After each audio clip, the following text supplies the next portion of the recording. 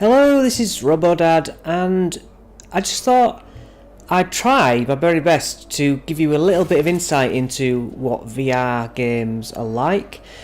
But what you're seeing here is how it looks on the TV screen, not actually in the helmet, because what you do in the helmet is through the TV also, so that people in the room can see to some degree what you're watching. Now here's a great example of a driving game that looks, good on screen anyway, but my head movements within the car, it is like being in a car. This is obviously a flat image, but when you've got that helmet on, you can move all around the car, and it is in proper 3D. It's like you sat there. The wing mirrors sticking out, and the detail of, you can lean into things, and it just it's confusing. It's so good.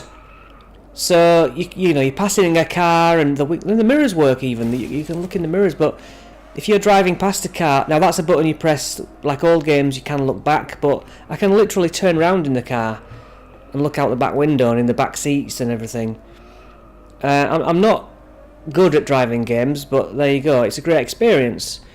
Here we have Job Simulator, which, although very childish in its appearance, is one of the most enjoyable games that I've played on VR since I found out about it. Basically, these robots give you tasks. You can be a cook, like I am here, working in a restaurant. You can be a mechanic. You can work in an office, and there is another one which I can't think of off the top of my head. But you're working in this area, like a box area, and it's so, even though it's cartoony, I have quite a few times turned around and almost leant against the wall behind me that isn't there. It is so baffling that everything can be sort of touched and picked up, and the radio can be turned on, and it's obviously not reality, but when you're there, your brain I can lean through the surfing action. There's nothing saying, hey, you're not really there. It's just, I'm stood in my room, sort of bending forward, but to my brain, I'm in a restaurant. It's baffling. So that big TV screen sort of tells you what you're supposed to be doing. You have to pick an order.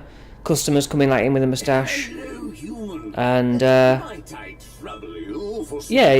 I've got an order, and it'll say, I don't know, make a shake, or he wants crumpets, or so let's see, something to do with the kettle. This one, I have to. Oh, he wants a cup of tea for a start, so I've got a tea bag, and I've got the grill on. Do I have to switch to a kettle? I can't remember. But no, there's a kettle there, so you pick up the kettle, put it on the. I need to put some water in it, so I need to go to this machine, switch to sink. That changes to a sink. Fill it with water, boil the water, just make a cup of tea, basically. And it tells you your progress on the big tech monitor in front of me. So yeah, warm the. There you go. That yellow shows me that I'm doing it right, and then that'll be part of my task completed. So it's just so much stuff to do in it. You can really have fun with it. So yeah, that's boiling now. I take that off. This is when I was making crumpets.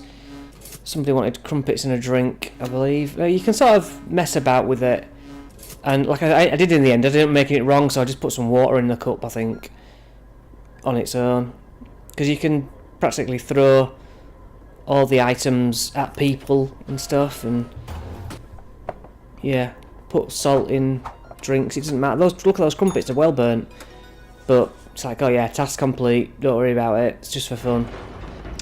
This is the final game on this little video, but this is a horror game. It's called Rush of Blood, and it's based on the Until Dawn series, apparently. Although I've never really made the connection, but that's what it says. So yeah, you have two pistols, and you're aiming for the targets in general to get your score up. You're on a roller coaster. This part is like a ghost train, but between levels you're flinging along, and then the killer clowns come, and they are, for all intents and purposes, in the room with you. If you think about the size of your living room, you're sat in a rail cart, and these guys are coming to get you. Full-size humans, in the dark. All you can hear is horrible noises. And it's so freaky. You know, there's jump scares galore, really. It's so unnerving. So this has jumped to another little section. And it's just fear. I can't really say it. It's you just sit there, terrified. But I'm quite a good aim, so they don't, at this stage, really get near to me. There's a roller coaster part. So you're able to take them out, because they come right up to you. I mean, they get on your cart, so you're just terrified. Each level's a little bit different. It's like Killer Clowns, then it's a Jason mask wearing killer, just demons, poltergeists, depends what level you're on. But it is unlike anything, this VR. It's not even, I don't know, like 3D gaming. It's just you are in it. I haven't recorded the Star Wars Battlefront X-Wing mission, but that is probably the best one I've been on so far for immersion, to be totally immersed in it. So yeah, I will try to figure out a way to maybe put my camera in the helmet and see if you can see a 3D version there, but other than that, that's done. Thanks for watching. See you guys later.